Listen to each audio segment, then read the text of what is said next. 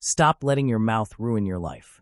Proverbs 15 verses 1 to 4 and 23 to 28. Proverbs 15 verses 1 to 4 shows us one of the most practical areas where wisdom touches our daily lives, our words. Verse 1 begins with a principle we can all relate to. A gentle answer turns away wrath, but a harsh word stirs up anger. This simple statement reveals a powerful truth. The tone of your response determines the direction of the conversation. When someone speaks to us in anger, our natural instinct is to match their intensity. But Scripture teaches us that gentleness has the power to diffuse situations that harshness would only inflame. Many relational wounds, whether at home, in marriage, at work, or even online, come from not learning the discipline of responding gently. A gentle word calms the storm. A harsh word creates one. Verse 2 continues the theme by showing the contrast between wisdom and foolishness in speech. The tongue of the wise adorns knowledge, but the mouth of the fool gushes folly. A wise person doesn't just possess knowledge. They know how to communicate it in a way that is helpful, meaningful, and respectful. Their words make truth attractive. The fool, on the other hand, speaks without thinking, letting words pour out carelessly. When someone talks impulsively, reacts emotionally, or speaks without understanding, their speech exposes their immaturity. Proverbs reminds us that speech is not just about what we say, but how we say it. Verse 3 shifts our attention to the presence of God in our communication. The eyes of the Lord are everywhere, keeping watch on the wicked and the good. This is not meant to intimidate, but to remind us that God cares about our words. Every conversation matters. Even the words spoken in private, whispered in frustration, or typed in secret online are seen and heard by the Lord. This wisdom pushes us to take responsibility for our speech because our words are never invisible to God.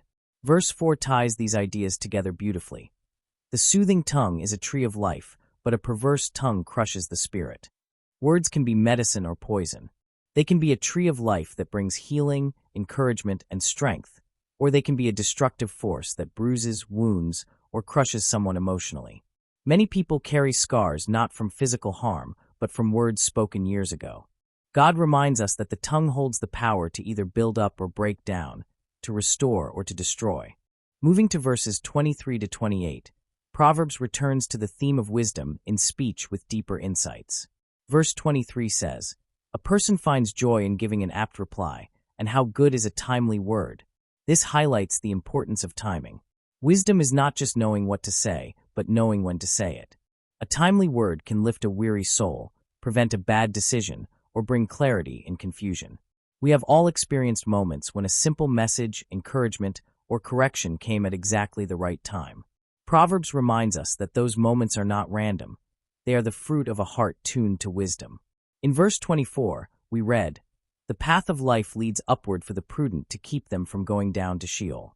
This shows that a wise person is always moving upward, toward growth, maturity, godliness, and life. Their speech reflects that upward journey. A foolish or destructive life, on the other hand, trends downward. This proverb reminds us that the direction of our speech flows from the direction of our heart. Verse 25 highlights God's justice in the realm of human relationships. The Lord tears down the house of the proud, but he sets the widow's boundary stones in place. Pride often shows up in speech, boasting, belittling, manipulating, and asserting control through words. God stands against the arrogant, but protects those who are vulnerable, especially from verbal abuse or injustice. This verse assures us that God defends those who are easily mistreated and opposes those who use their words to intimidate or harm. In verse 26, the focus shifts to the inner life. The Lord detests the thoughts of the wicked, but gracious words are pure in his sight. God not only hears what we say, he sees where our words come from. Wicked thoughts produce wicked speech, while gracious thoughts, filled with kindness, compassion, and humility, lead to speech that God delights in. To him, gracious words are like a pure offering. Proverbs 15 verse 27 continues by warning that the greedy bring ruin to their households, but the one who hates bribes will live. Though this verse speaks about greed, it connects to speech because greedy people often lie, manipulate, or deceive to get what they want. Integrity in the heart leads to integrity in speech. When a person values honesty over gain, their words become a source of stability and life.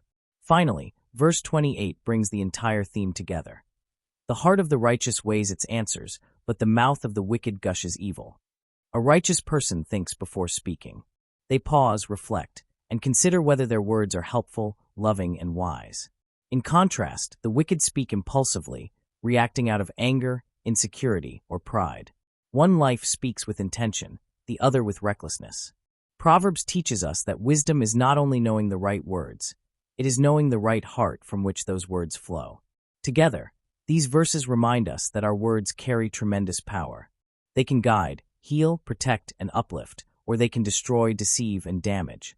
God calls us to speak with gentleness, wisdom, integrity, and thoughtfulness because our speech reflects our character and impacts the world around us. As we grow in wisdom, our words should increasingly reflect the heart of God, gracious, truthful, timely, and life-giving.